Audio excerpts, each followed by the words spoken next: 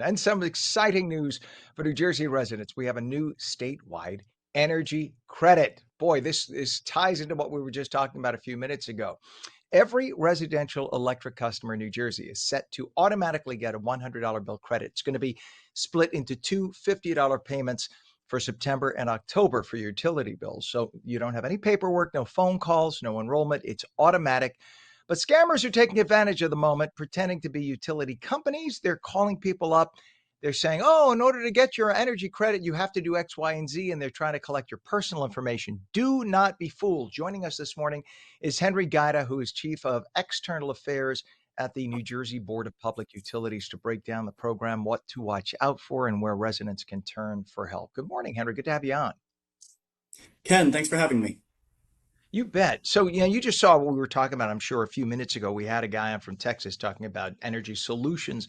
The reality is energy bills here are out of control. But this is to offer people a little bit of a respite before we get into the deep cold of the winter, and people's energy bills are going to be astronomical, I'm sure.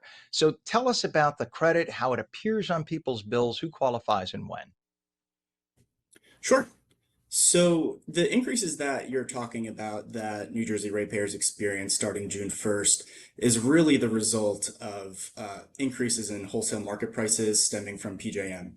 It's a wonky acronym, but the only thing that folks need to know is that that's actually where we get our electricity from.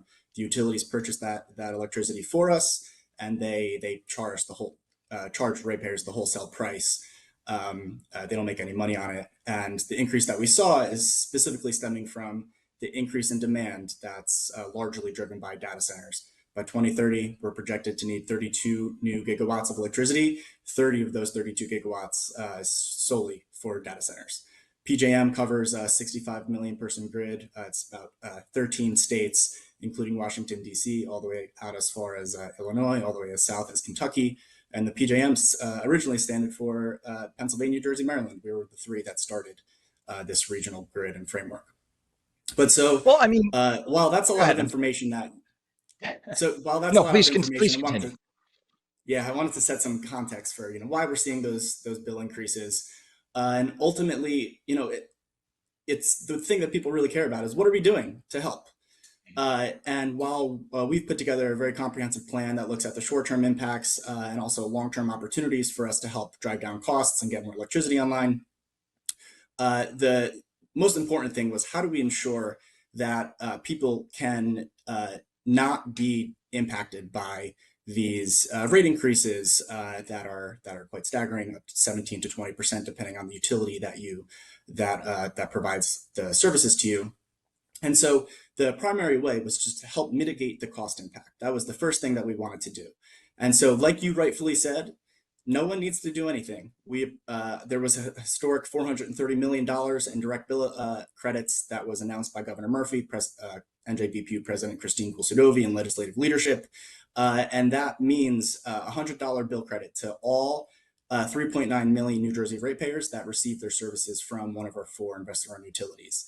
And like you said, we have been starting to see some scams. We've been getting some fraudulent calls. And so, we really want folks to know that these credits are automatic. It's $50 between September and October, and you don't need to do anything to receive that credit. It will be automatically applied to your electricity bill.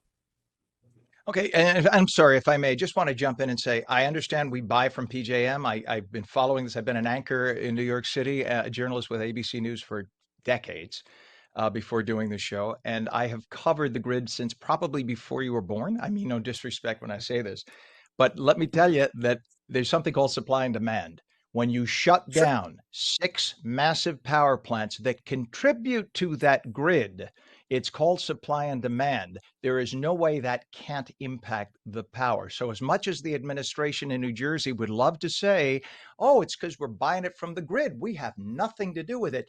We had everything to do with it. So that said, I just want to make that clear. And the idea of that the energy credit that's going to these people is coming from Jesus in heaven, it's coming from our taxes. I mean, the credit is coming from somewhere. It doesn't just come from heaven.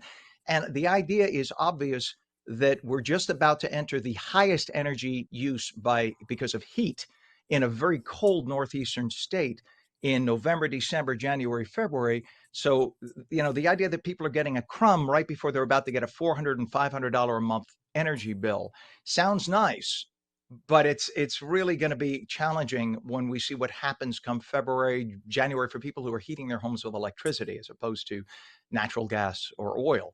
So I just want to set that clear. It sounds real nice, and I mean no disrespect, and every little bit helps. I do acknowledge that, but that's something I just want to make sure we're not polishing the shoe too much here. And Henry, but this again, and this is why we have you on. I don't mean to delve into the politics too much. I just wanted to get that out there, and I'm All not good. trying to drag you into it. But the credit is entirely automatic. So in the event that a scammer calls somebody at home and says, "Hey, if you want to get this, you need to tell us your information," should people just hang up immediately? Or should they try to get their information and then call the police, call the state? What is the routine to take at that point, Henry? So Ken, that's a really important point. And one thing we want to caution everyone, regardless if it's related to your utility bill, if you're receiving a phone call from a number that you do not know, you're not anticipating a random call from someone. If you have voicemail, there's no harm in foul. Let the call go to voicemail. See what the message says, and then take that opportunity to discern whether or not it's a genuine phone call that you should call someone back for, or if in fact it is spam. If it And is now, spam and you're sorry. no, no, no. I'm sorry. Please, if it is spam, please. We have a delay. That's So why if it there's is there's spam, cutting. I'm sorry. uh, we've been seeing an uptick in fraudulent calls, which is what raised the alarm bells. One is too many. However, it's unfortunate that scammers are using this $100 bill credit as an opportunity to try and line their pockets.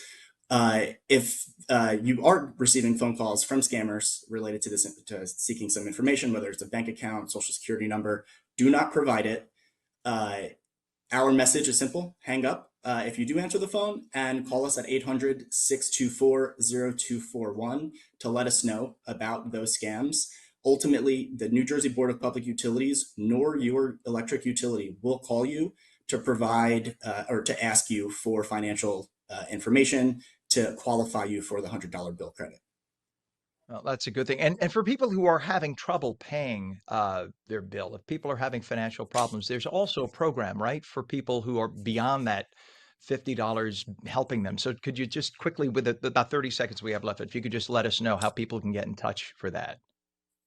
Sure. So you can call that same number I just mentioned, 800-624-0241. There are a variety of programs available to help you or someone you know reduce their energy costs. There's additionally a program called Community Solar, which helps you save a minimum of 15% on your electricity bills just by helping support clean energy investment and projects within your electric service territory. But all in all, there are programs available if you're looking for something like Community Solar or customer assistance program called Universal Service Fund. It's the baseline program we have. We just expanded the program offerings.